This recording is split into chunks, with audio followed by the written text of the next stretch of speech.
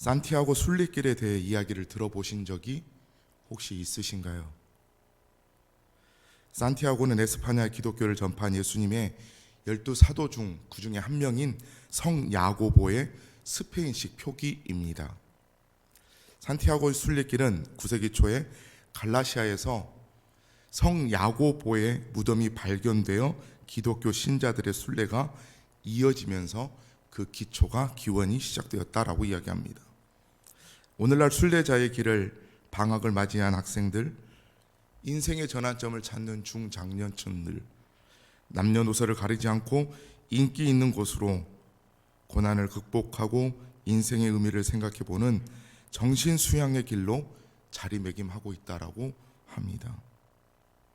산티아고 순례길을 걷는 이유는 원래 기독교 순례자들이 찾는 길이었지만 지금은 그 종교적 목적 이상의 의미로 자신의 미래나 원하는 꿈을 고민하는 젊은 청년들, 지금까지 삶을 되돌아보고 은퇴 후 제 인생의 2막을 설계하는 사람들, 치열하게 바쁘고 힘든 일상을 살아갔던 오늘날 현대인들이 지금까지 경험하지 못한 새로운 환경에서 느리게 걷고 깊은 자기 혼자만의 시간을 통해 진정한 자기 자신을 찾아 떠나는 길, 특별히 자아 성찰의 의미를 더 많이 가지고 있다는 것이죠.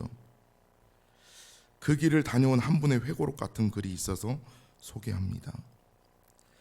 산티아고 순례길은 혼자 걷는 사람들이 많습니다. 혼자 건너라면 홀로 걷는 사람을 만납니다. 서로 마음을 열어 자신의 아픔과 슬픔을 드러내고 오랫동안 묻어두었던 쓴뿌리를 뽑아냅니다. 치유된 그 자리에 새로운 상상과 희망의 씨앗을 뿌립니다. 다시 혼자 걸어도 외롭지 않습니다. 발걸음도 가볍습니다. 내일이 기다려지는 이유입니다. 세상은 혼자 살 수 없는 존재가 바로 인간입니다. 그 누구를 의지하며 살아갈 때 사람들은 비로소 그때서야 안정감을 갖게 됩니다. 혼자면 불안하고 왠지 모르게 미래가 암담하게 느껴지기까지도 한다라는 것이죠. 심지어는 성경의 첫 시작인 창세기 1장을 보면 아담이 독처하는 것이 하나님 보시기에도 좋게 보이지 않아서 하나님은 짝을 만드셨다라고 이야기합니다. 사람들이 스스로는 강한 척해도 누구나 완벽한 사람은 세상에 존재하지 않죠. 사람은 인간이 하나님을 의지하며 살도록 창조하셨기 때문에, 또한 사람과 사람과의 관계에서 살기로 하나님은 창조하셨기 때문에 혼자 인생을 산다는 것은 늘 불안해 보이기도 합니다. 그래서 사람들은 혼자라고 느끼고 혼자라고 생각될 때 늘 불안하고 근심 걱정 염려하며 살아갈 수밖에 없는 듯합니다.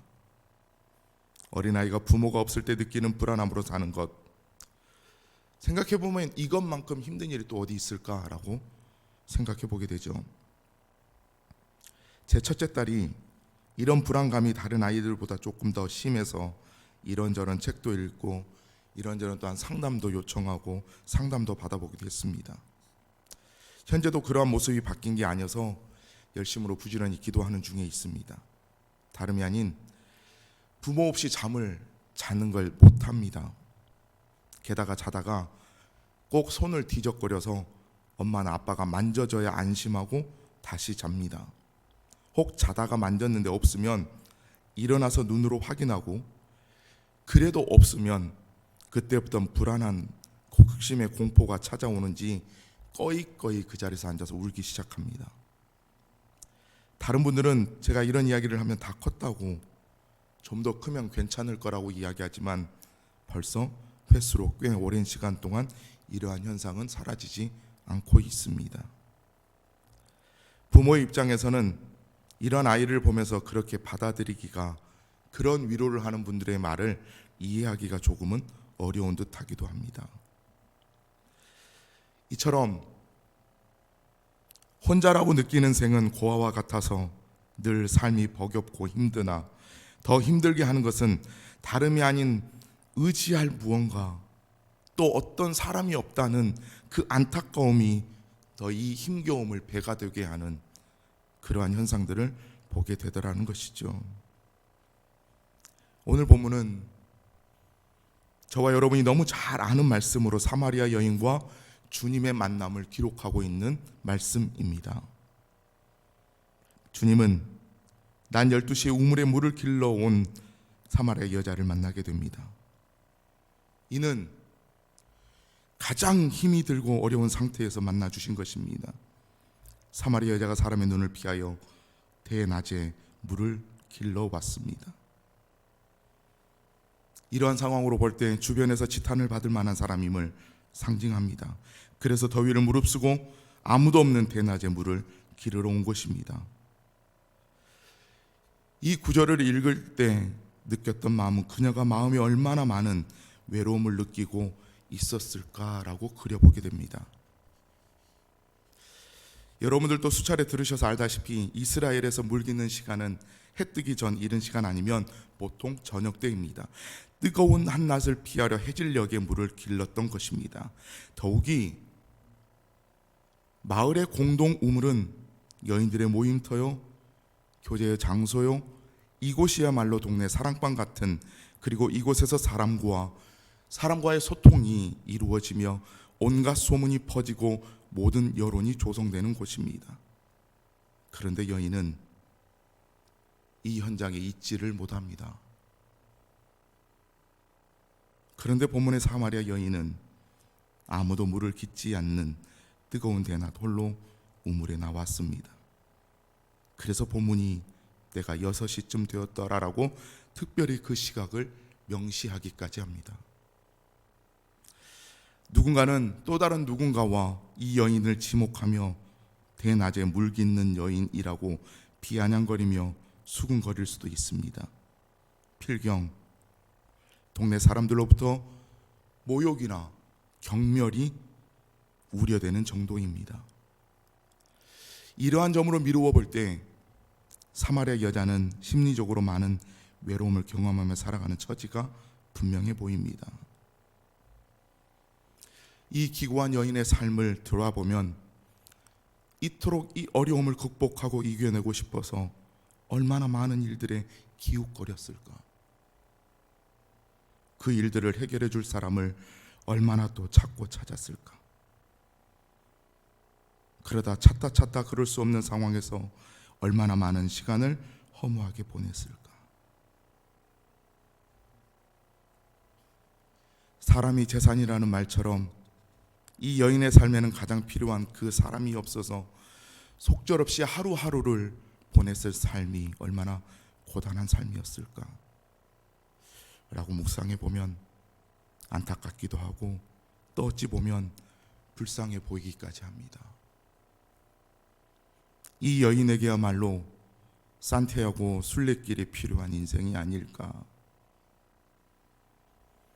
다 훌훌 털어내고 잊어버리고 그곳에서 또 다른 사람들을 만나며 자신의 답답했던 인생이 이러했노라고 개인의 홀로 된 시간 속에서 여러 가지 삶을 들여다보며 그의 삶을 자책하기도 하고 반성도 해보고 재구상도 하고 또 흔히 말하는 것처럼 육신이 힘들면 잊어버리듯 계속되는 걸음과 누적된 피로 속에서 그녀가 겪었던 그리고 겪고 있는 말 못할 아픔과 상처를 잊어버리지 않았겠냐라는 거죠.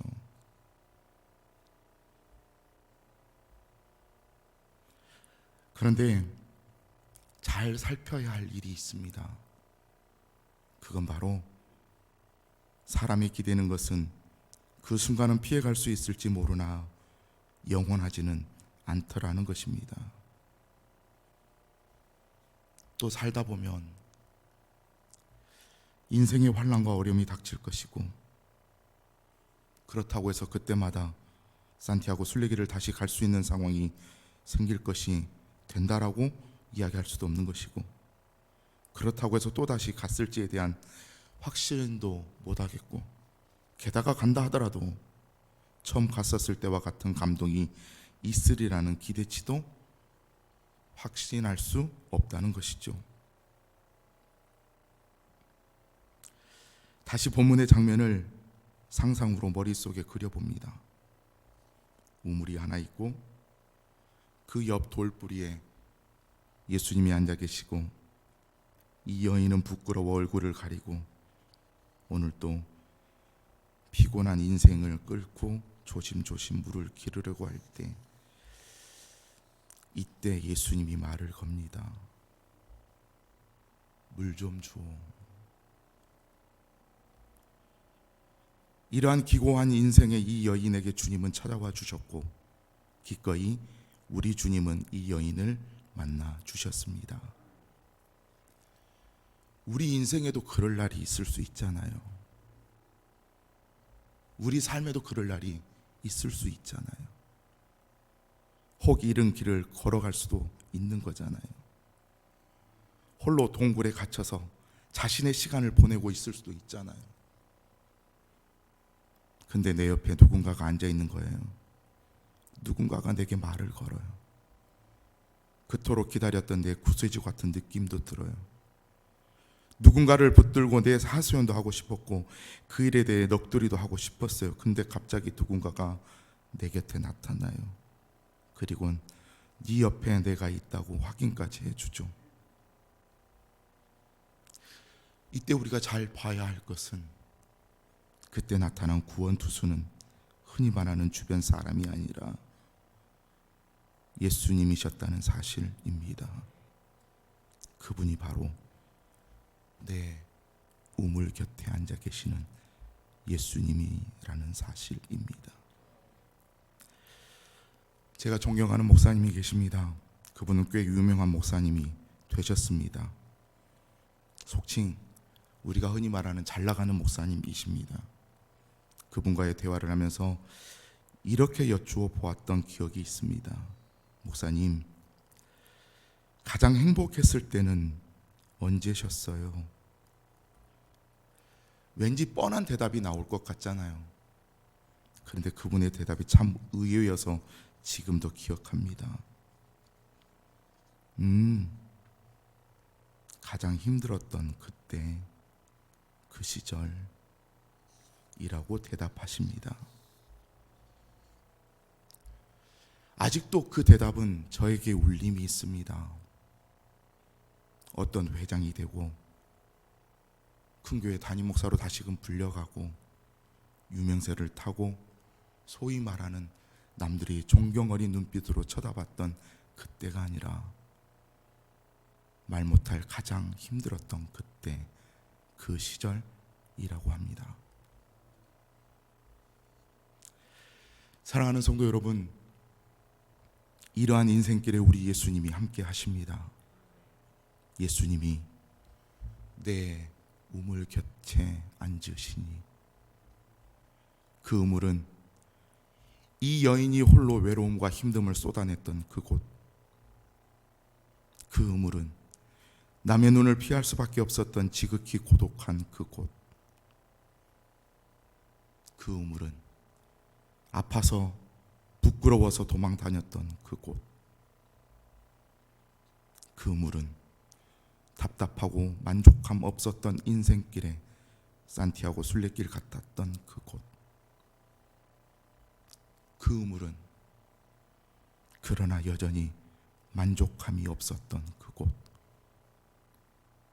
그 우물은 또다시 목말라야 했던 그곳, 다른 곳도 아닌 그 우물, 그러한 내 우물 곁, 그것도 아무도 없이 나 혼자만 있어야 했던 내 우물 곁, 거기엔 만족함을 채워줄, 내 목마름을 해결할 다른 사람도 아닌 예수님이 계셨고 계십니다. 그분만이 우리의 만족함 됨이, 그분이 곁에 계시니 오늘도 감사할 뿐입니다. 기도합니다.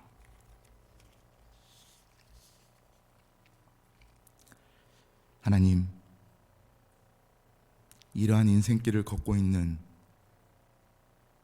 사랑하는 성도들이 있거든 내 우물 곁에 앉아 계시는 예수님이 계심을 내가 초청하지도 않았지만 먼저 다가와 앉아 계셨던 그 예수님이 계심을 믿고 감사하는 소중한 삶들이 되게 하시옵소서. 특별히 어떠한 것으로도 비교할 수 없는 인생의 끝자락에 서 있는 듯한 느낌이 있는 사랑하는 성도들이 있다면 하나님, 여전히 그곳은 끝이 아니라 예수님이 나와 함께하는 감사의 시작임을 기억하게 하셔서 어떠한 일에도 흔들리지 아니하고 기쁨으로 그 길을 순종해내는 소중한 인생들이 될 수 있도록 하나님 복의 복을 더하여 주시옵소서. 하나님, 특별히 또한 사람을 붙이셨음을 기억합니다. 우리 인생 가운데 짝되는 모든 사람들을 기억하며 존중하게 하시고 사랑하게 하시며 그 속에서 또한 하나님이 원하시는 아름다운 공동체를 이루어내기까지 양보하고 배려하고 또한 그 속에서 참 사랑을 나눌 수 있는 또한 우리들이 될 수 있도록 지혜와 능을 더하여 주시옵소서. 특별히 아버지 하나님, 몸된 교회를 위하여 간절히 기도합니다. 교회가 이러한 인생들의 우물 곁에 계시는 예수님이 발견되어지는 교회 되게 하시옵소서. 또한 이러한 내 우물 곁에 함께 앉아 있을 귀한 지체들과 사랑의 공동체를 이루어지는 귀한 교회가 될 수 있도록 은혜를 허락하여 주시옵소서. 우리 자녀들을 간절히 축복합니다. 하나님, 우리 자녀들의 인생 가운데도 주님 영원한 동행자 되어 주시고 힘들 때, 외로울 때, 고통스러울 때도, 그렇지 않을 때도 내 곁에 계시는 예수님이 발견되어지는 우리 소중한 아들과 딸들의 삶이 될 수 있도록 긍휼을 내려 주시옵소서. 특별히 아버지 하나님, 귀한 우리 아이들을 통하여 교회가 또다시 비전을 품고 하나님의 뜻을 이루어드리는 복되고 소중한 교회가 될 수 있도록 주님 축복하여 주시옵소서. 특별히 사랑하는 귀한 담임 목사님 가운데도 함께하여 주셔서 목양의 사역 현장 가운데 하나님 은혜를 더하여 주셔서 하나님 지치지 않게 하시고 늘 성령의 충만함과 지혜로움으로 목양하게 부족함 없도록 하나님 세우시고 복의 복을 더하여 주시옵소서.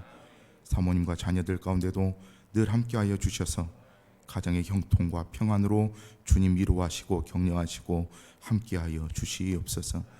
특별히 시간에 기도 제목 가지고 나온 사랑하는 식구들이 있습니다. 삶의 시험이 든 자들, 삶의 고통 가운데 있는 자들, 여러 가지 기도 제목 가운데 있는 모든 사랑하는 성도들 위로하시고 하나님의 음성을 발견하고 하나님의 뜻을 발견하는 소중하고 복된 시간으로 하나님 응답하여 주시옵소서. 이 시간에 귀한 예물 드리는 손길들이 있습니다. 감사 예물로 1,000번째 예물로 주님 앞에 귀한 예물 올려드리오니 주님 흠양하시고 그 기도에 응답하여 주시옵소서. 오늘 또 여전히 함께 하실 주님을 기대하며 살아계신 예수님 이름으로 기도하옵나이다. 아멘.